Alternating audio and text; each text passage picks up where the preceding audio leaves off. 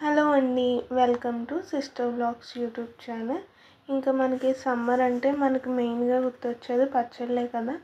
ఇప్పుడైతే cauliflower season అనేసి ఇంకా కాలీఫ్లవర్తో మేమైతే ఇలా పికిల్ పెట్టాము. టేస్ట్ అయితే చాలా బాగుంది. మీరు కూడా చూసేయండి ఎలా పెట్టాలో.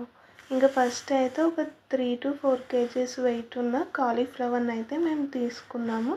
ఇది వచ్చేసి మనకి ఎప్పుడు కాలీఫ్లవర్ పచ్చడి పెట్టాలన్నా కాలీఫ్లవర్ ఇలా వైట్గా ఉండాలి. అప్పుడు మనకి పచ్చడి అనేది టేస్ట్ ఎక్కువ ఉంటుంది. మనం సైజెస్ కూడా మీడియం సైజెస్లో మనం కాలీఫ్లవర్ని ఇలాగ విడదీసుకోవాలి. తర్వాత మనం వాష్ చేసుకోవాలి. సో దట్ ఏమన్నా డస్ట్ ఉన్నా ఇంకా పురుగులు ఉన్నా మనకి తెలుస్తుంది. తర్వాత ఇలాగ సన్లైట్లో అయితే ఒక 6 hours మనం ఎండబెట్టుకోవాలి. ఫస్ట్ ఇంక ఇలా మెంతులను అయితే మనం ఫ్రై చేసేసుకోవాలి. మనకి మెంతులు ఏగాయి అనేది ఎలా తెలుస్తుందంటే మనకి కమ్మటి స్మెల్ ఇంకా కలర్ కూడా చేంజ్ అవుతుంది. అప్పుడు మనం స్టవ్ ఆఫ్ చేసేసుకోవాలి. అవి చల్లారేలోపు ఈ గ్లాస్లో మేము ఆవాలు అయితే తీసుకున్నాం. ఆవాల్ని మనం డైరెక్ట్గా మిక్సీ పట్టేయచ్చు. తర్వాత ఇలాగా జల్లించుకున్నాము. ఆవాలు జల్లించేసుకున్నాక ఈ లోపల మెంతులను అయితే మిక్సీలో పౌడర్ చేసుకున్నాం. మెంతులను కూడా జల్లించేసుకుని వేసేసుకున్నాం. నెక్స్ట్ వచ్చేసి మనకి వెల్లుల్లిపాయలు కావాలి. మేము 3 మీడియం సైజు ఉన్న వెల్లుల్లిపాయలను అయితే తీసుకున్నాము. మేము పచ్చడికి ఈ గ్లాస్ కొలత అయితే పెట్టుకున్నాం. మనం పచ్చడి అనేది 1:2 రేషియోలో తీసుకున్నాం. 1 గ్లాస్ సాల్ట్కి 2 glasses ఆఫ్ కారం తీసుకున్నాం. ఒకవేళ మనకి సాల్ట్ సరిపోకపోయినా కారం సరిపోకపోయినా లాస్ట్లో మళ్ళీ మనం యాడ్ చేసుకోవచ్చు.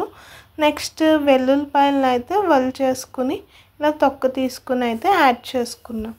మనం ఎప్పుడు పచ్చడి పెట్టుకున్నా ఇలా వేరుశనగ నూనెతో కానీ గాను నూనెతో కానీ పచ్చడి పెట్టుకోవాలి. అప్పుడు మనకి పచ్చడి అనేది టేస్ట్ చాలా బాగుంటుంది. ఇంకా నిలవ కూడా ఎక్కువ రోజులు ఉంటుంది. ఇదైతే మేము నిలవ పచ్చడి కింద పెడుతున్నాము కాలీఫ్లవర్ని.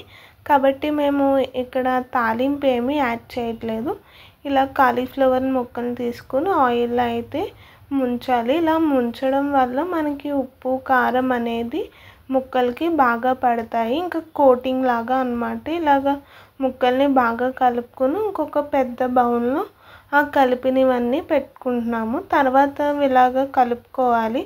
మాకైతే పచ్చడి చాలా అంటే చాలా బాగా నచ్చేసింది. ఇంకా పులుపు కోసం అయితే మేము 3 మీడియం సైజు ఉన్న లెమన్ని తీసుకుని పిండుకుని పచ్చడిలో అయితే కలుపుకున్నాము. ఇలా పచ్చడి మనకి ఊరడానికి ఒక 2 days అయితే టైం పట్టుద్ది. ఇంకా అన్నీ సరిపోయాయి అన్నాక ఇలా ఒక ఎయిర్ టైట్ కంటైనర్లో మేము పచ్చడిని అయితే స్టోర్ చేసుకున్నాము. ఈ పచ్చడి అంటే మా అక్కకి చాలా ఇష్టం. ఇంకా మా అక్క హైదరాబాద్ నుంచి అయితే వచ్చేస్తుందని మా మమ్మీ ఈ పచ్చడిని అయితే పెట్టింది. ఈ లోపలనే మేము సగం పైగానే తినేసాము. పచ్చడి అయితే చాలా బాగుంది. మీరు కూడా ట్రై చేయండి. ఇలాగ ఎయిర్ టైట్ కంటైనర్లో స్టోర్ చేసుకోవడం వల్ల మనకి పచ్చడి 1 year పాటు నిలవ ఉంటుంది. బాయ్.